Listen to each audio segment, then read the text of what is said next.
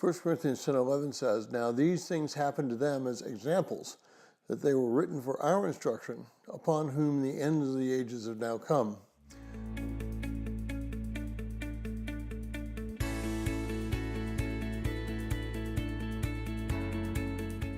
Well, you're joining us in reading through the 60-day reading plan. Today's reading is 1 Corinthians 10, 1 through 13, and I encourage you to read that passage.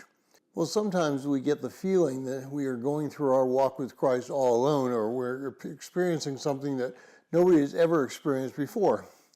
This feeling comes from two false premises. The first premise is that we are most important people in the world, and the second premise is that I am unique so that no one else has ever experienced that which I'm experiencing.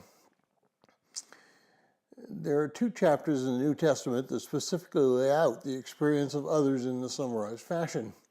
The first is here in 1 Corinthians chapter 10, and the second is in Hebrews chapter 11. Both of these chapters were written specifically to destroy the feeling that we are alone and that we are unique.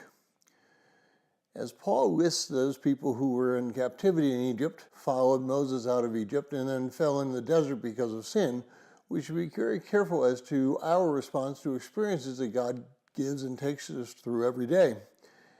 Every experience that we go through is one that you should be teaching us more about ourselves and more about God.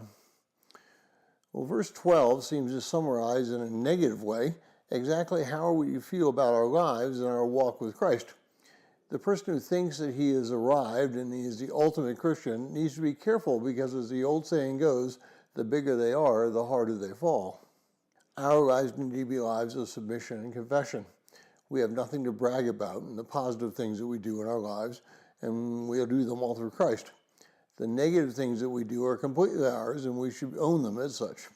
It is up to us to confess those failings.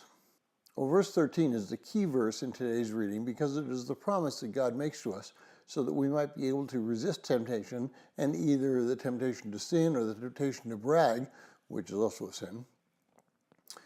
So the next time you get the feeling that you're something special, or that you should immediately stop and confess it before God. You're special in the sense that He loves you. You're common in the sense that you're human.